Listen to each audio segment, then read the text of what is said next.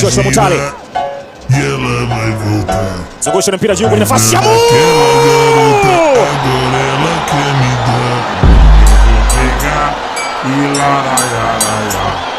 leteni Simba, halafu sogeni mbali kabisa. Simba anachapa Shamu Karabwe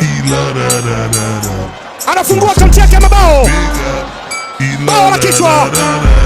Jonathan Nahimana, juhudi zote zimeshindikana kwa kwenda kugusa ule mpira. Joshua Mutale Budo in swing corner ile, namna gani kusimama wakati Joshua Mutale alitoa assist kwa bao la Shamu, lakini Neo Maema yuko kwa karibu zaidi. Nazungusha mpira na Maema kwenye nafasi Rushen,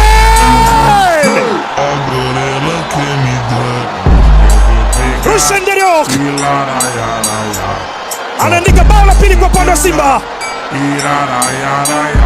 Defender kinara kwa mabao kwa sasa, zamani ndio Simba wa sasa. Neo Maema alizungusha mpira nyuzi 180. Watalii bora yule Daudi Morel. Haya, Selemani Mwalimu, Selemani